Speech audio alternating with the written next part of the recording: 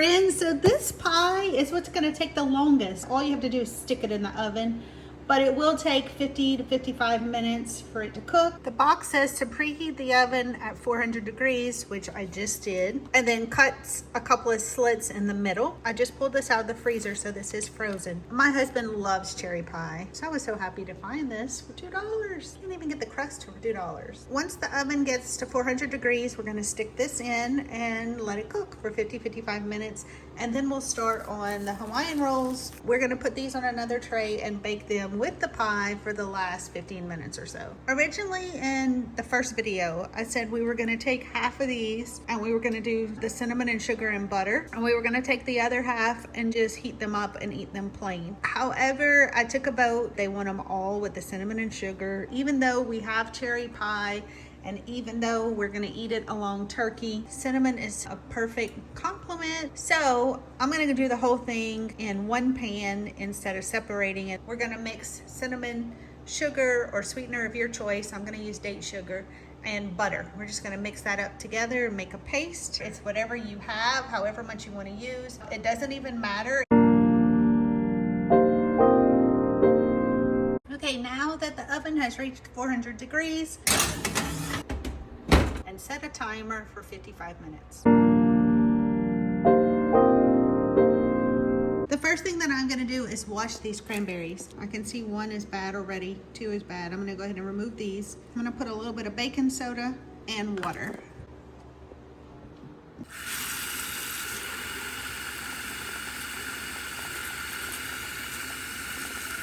We are gonna let these soak for a little while we peel some sweet potatoes. Here are my 3 sweet potatoes. I'm gonna use a vegetable peeler. Scraps are gonna go to the chickens. Once the potatoes are peeled, I cut the ends off so they will sit flat. Took each potato, I cut one into 2 pieces. The second one I cut into 3 pieces. This one I will also cut into 3 pieces. And then to score them, I'm gonna take the knife and I'm just gonna cut down maybe 1/4 of an inch or so. Repeat. Rotate the potato and then cut this side. Your potato will then be scored. You do not have to put anything at the bottom of the pan because you are going to put a little bit of butter in the water. This is what you're going for. Next, we're going to add some water and some butter, maybe just enough to cover the bottom third of the potatoes. Just a little bit to cover the bottom of the pan, and a spoon of butter.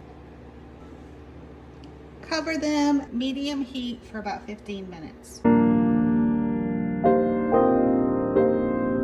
We'll go ahead and put this aside until we're ready for it. Now we're gonna rinse our cranberries. Now that the cranberries have been washed and rinsed, I separated them. Half we're gonna use for the pork in the Instapot, and the other half we're gonna make cranberry juice. I just placed cranberries in the pot and I'm gonna cover them with water. Just cranberries and water.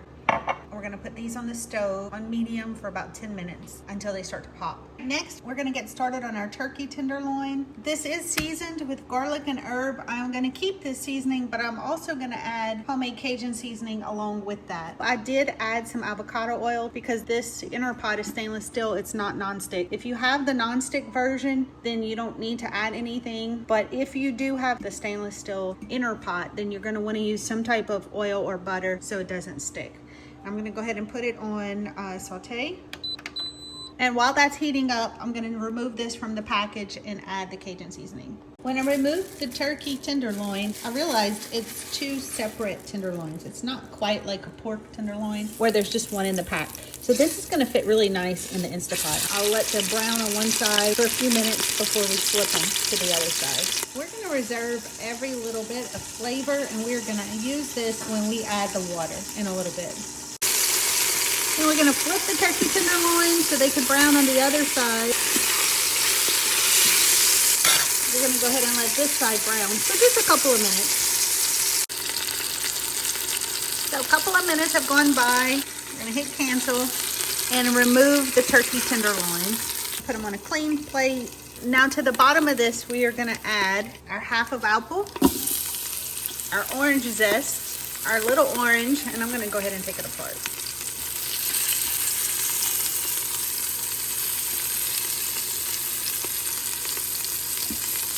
Our cranberries. Now to this half of cranberries, I added some cinnamon and date sugar. I didn't even measure, I just coated them and then kind of tossed them around.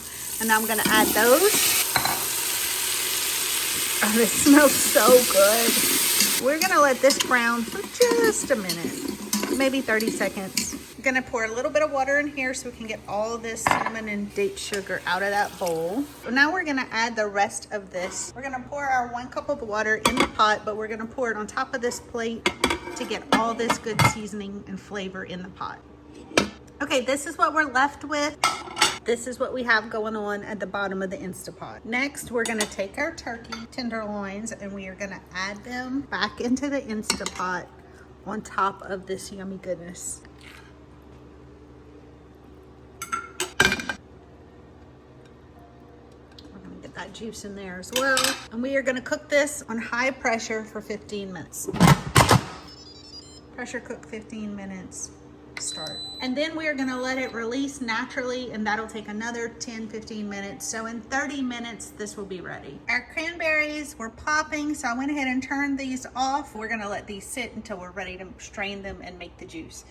Now let's check our potatoes. I turned our potatoes off a couple of minutes ago. They're still steaming. You can see they've fallen apart a little bit. That means the smaller ones are already soft enough. Now we're gonna go ahead and add our cinnamon and sugar. Now this is date sugar, but you can use any type of sweetener that you prefer. Another thing that's wonderful to put on top of here right before they're done, if you have some, is a little bit of corn syrup if you want them really gooey. And these that have fallen apart, that's okay. I'm just gonna pour the sugar right on them. I think I want a little bit more color to mine, so I'm going to sprinkle a little bit more cinnamon on top.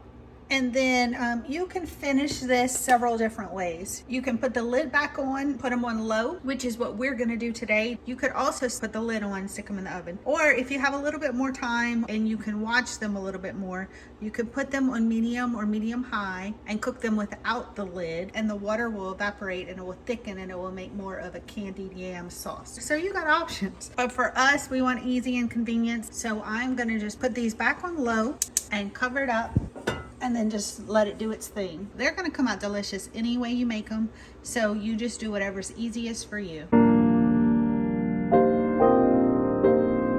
I used all of the butter that I had in the butter bell. What I did was I put a little bit in the bowl and I heated it up in the microwave and I melted it.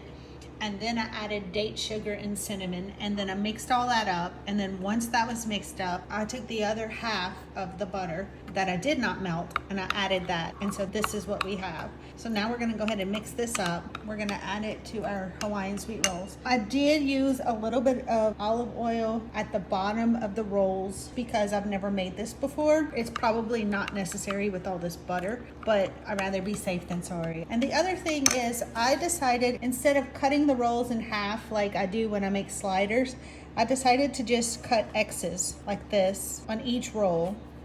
It creates like a little pocket for the filling. So let's mix this up a little bit more. And I did not measure the cinnamon or the sugar, I just poured. There's no right way or wrong way. Okay, and then we're gonna just start stuffing them.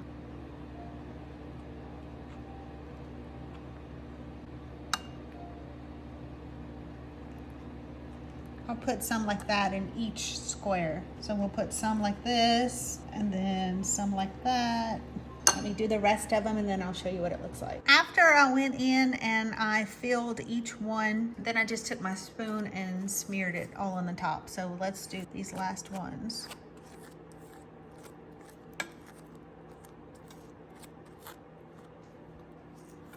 All right, now we're gonna pop this in the oven for 15 minutes and then we'll pull it out with the pot. Next, we're gonna make the cornbread dressing. Now it calls for butter and water. We're gonna use the same amount of water that it calls for, 1.5 cups. Now it calls for 1/4 cup of butter. We're not gonna use that. We're only gonna use what we have left in the butter bell. I used all of the butter for the cinnamon sugar rolls. This is what I was able to scrape up from the bottom. So this is what we're gonna use. I do have more butter, but I just wanna show that oftentimes you don't need as much as you think you do. We're gonna add our 1.5 cups of water. Now the reason we don't need as much butter is because we are gonna use a spoon of this condensed celery soup. This has fats and flavors and other things in it, so we're gonna use that in place of more butter. It's gonna give more flavor. Go ahead and whisk that up. Next, we're gonna add our butter. So this is half of the apple that we shredded a little while ago. And we're gonna add a little bit of homemade Cajun seasoning. Okay, give this a stir. We're gonna bring this to a boil, and then we're gonna add our box mix and make the cornbread stuffing. The timer has just gone off. It's been exactly an hour. So the pie cooked for an hour, and the cinnamon rolls cooked for 15 minutes. Let's go ahead and pull them out of the oven. Oh my, this looks and smells so delicious. All I can say is, how did I never make this before? All right, here is our cherry pie. That also smells really good. I'm gonna let these cool. You can see the cinnamon and the butter bubbling. Okay, I'm gonna let this cool for a little bit while we finish up our dressing. This is starting to boil, so we're gonna go ahead and turn it on low or simmer. And we are gonna add our cornbread mix. We're gonna pour the stuffing mix into this water and the sauce, and we're gonna use a fork to moisten it, mix it up. That's it. Turn it off, and we're gonna put the lid on. We're gonna let this rest for a few minutes. It is time to sweeten our cranberry juice. You can use this to make another dish if you want. They still have some flavor in here. I'm gonna put just a couple in this jar for the look of it, but the rest are gonna go to the chickens. This is the concentrated cranberry juice that we ended up with, and I'm gonna go ahead and add a whole cup of sugar. You can add cinnamon or some more of that orange zest. I'm just leaving this plain, just cranberry and sugar. Okay, now we're gonna take this and we're gonna pour it in our half-gallon mason jar.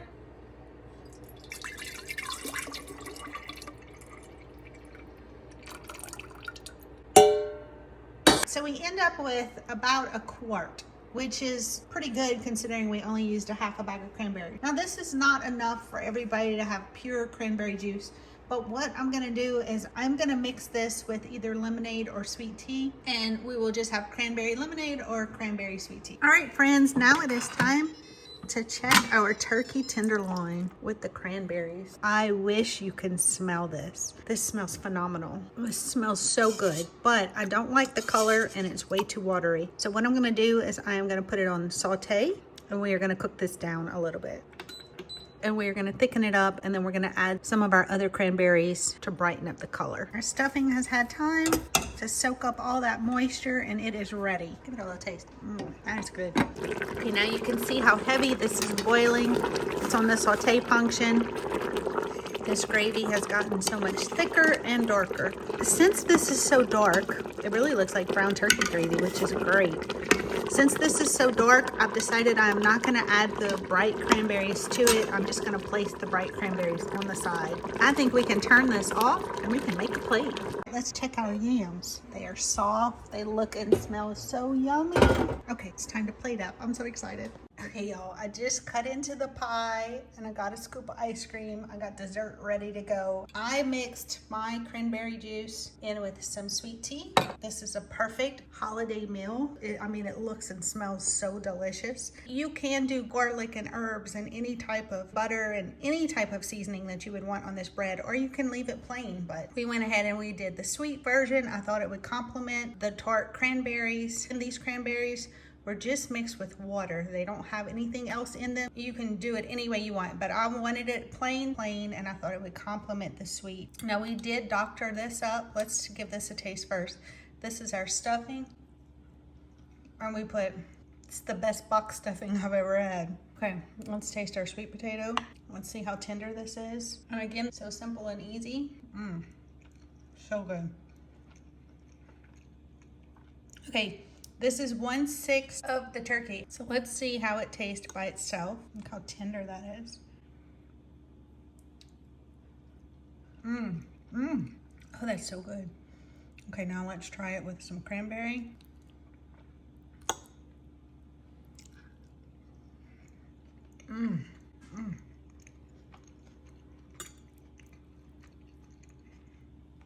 This is so phenomenal.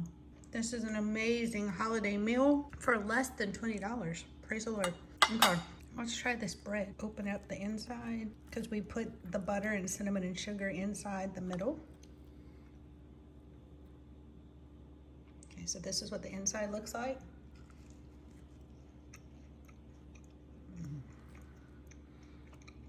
God, this tastes like homemade bread. Wow.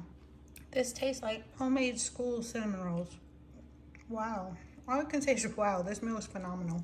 Now we're gonna try the Sara Lee cherry pie mixed with some ice cream. We gotta have some ice cream with this pie. This is how I like my pie. Okay. Yo, this is so delicious. Praise the Lord. We have so much to be grateful for. I hope you guys have a wonderful, wonderful, blessed day. This would make a perfect Christmas meal without breaking the bank. All right, guys. Till next time. Bye.